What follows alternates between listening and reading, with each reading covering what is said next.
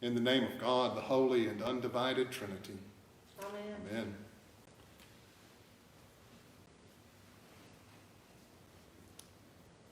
Follow me, Jesus says to Philip. I don't think that invitation is limited to just Philip.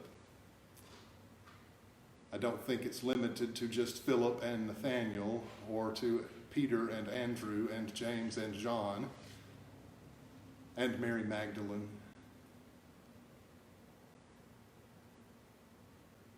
That invitation is the one we all hear. That invitation is to all of us.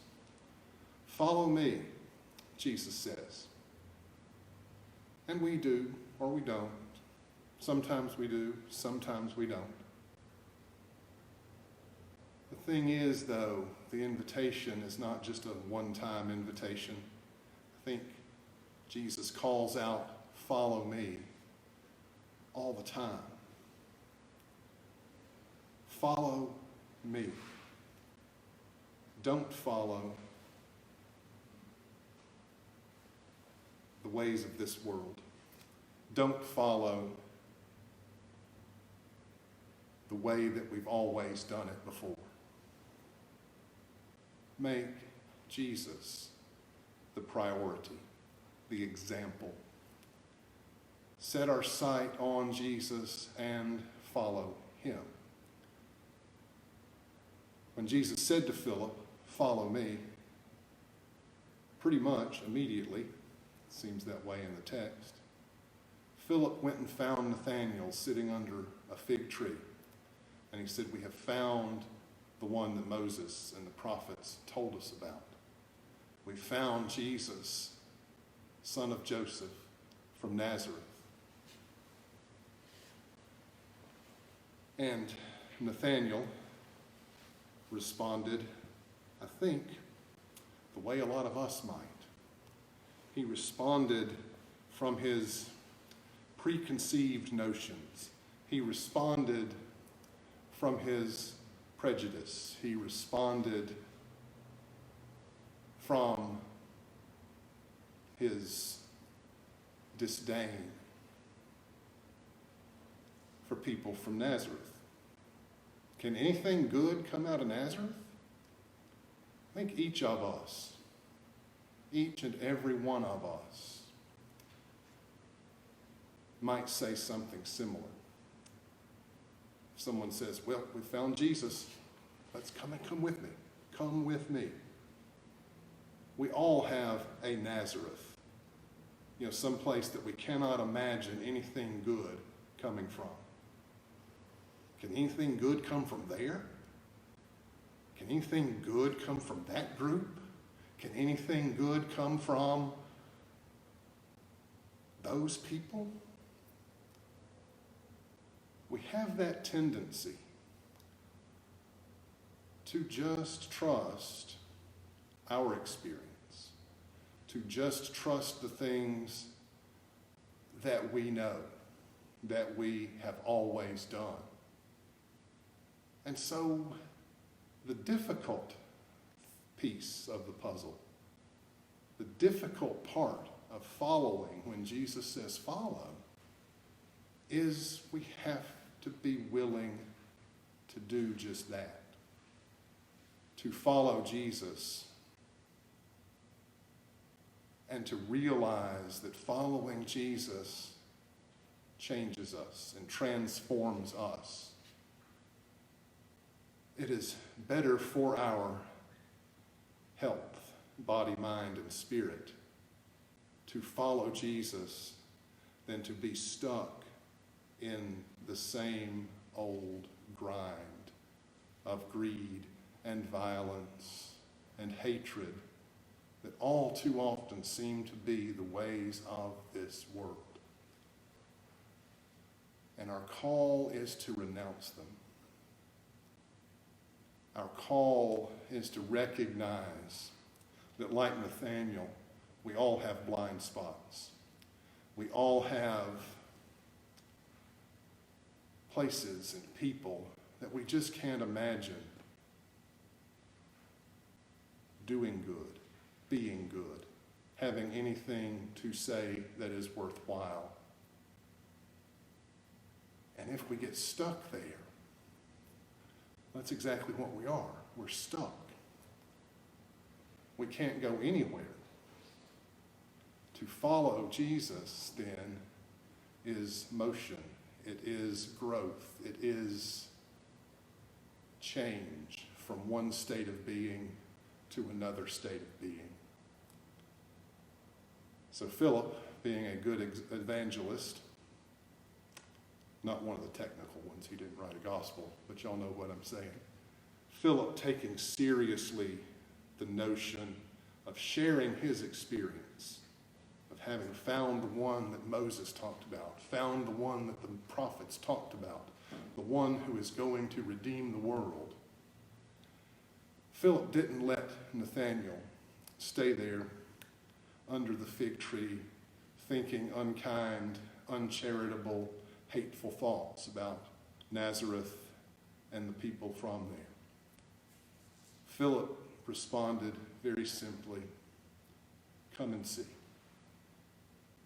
Come and see. Let go of all the things that you think you know about Nazareth. Let go of all the things you think you understand about how this world works and what this world looks like, and just come and see what I've seen. Come and see what I have experienced. Let me walk with you. Let's go back and find Jesus." And as they went back, because to his credit, Nathanael did get up and go with his friend, and Jesus sees them coming and says of Nathanael, "Here is an Israelite in whom there is no deceit."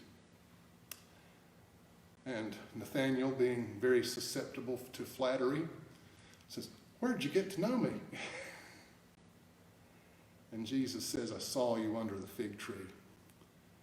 At first glance, it seems like this is a low bar for the miraculous. You know, Jesus could have just looked over there and seen Nathanael. But I suspect that what Jesus is seeing is more than just what's apparent to the eye. Jesus is seeing Nathanael the way Jesus sees all of us. He sees who we really are. He sees our potential. He sees us glorified. And Jesus kind of, I imagine, smiles a little bit at Nathanael's response and asks him, "Did you believe just because I told you I saw you under the fig tree?" And then Jesus says, "You're going to see more than that." As if Jesus' response is always, "You ain't seen nothing yet. You're going to see the heavens opened, and you're going to see angels ascending and descending upon the Son of Man."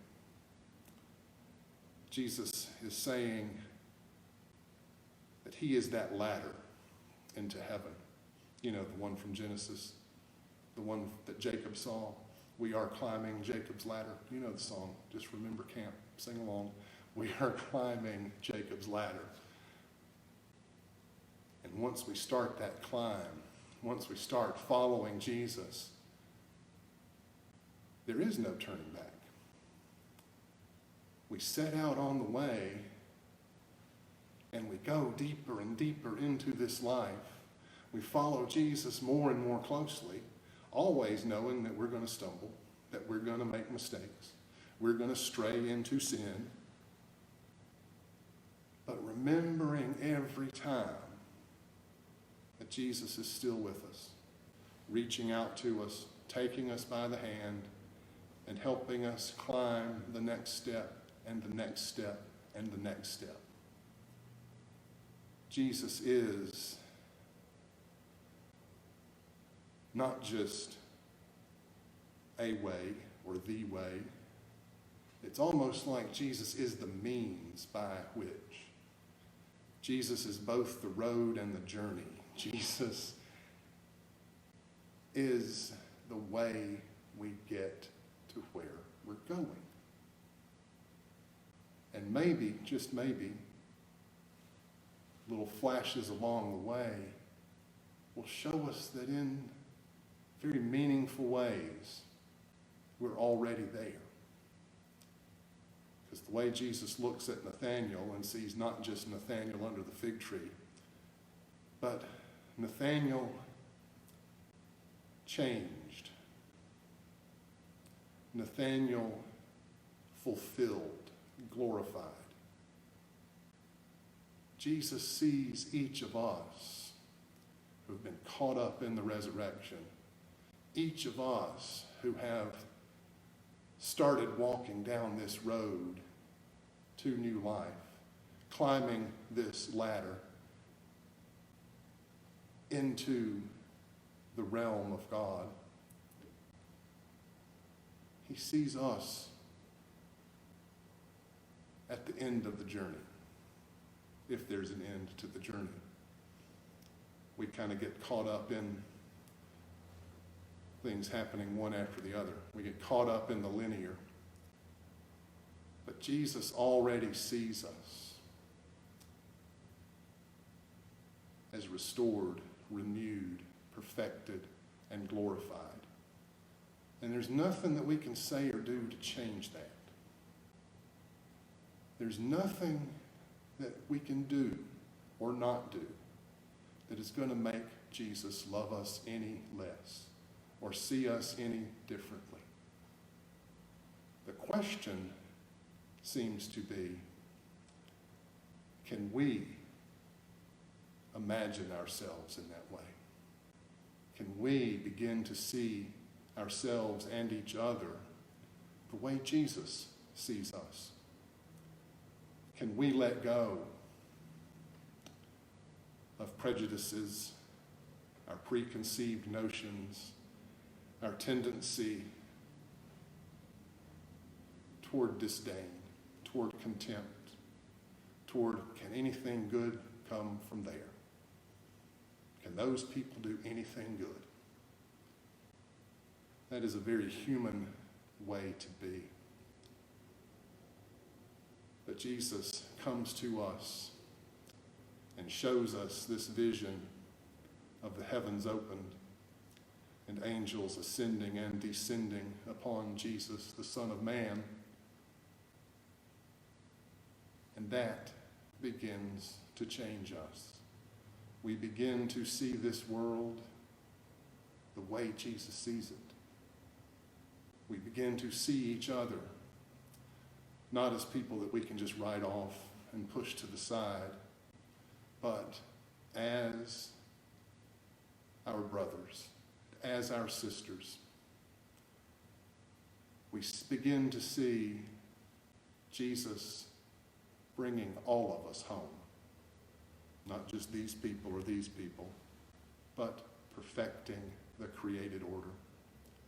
Restoring us all to the way we were meant to be. Bringing us home. Amen.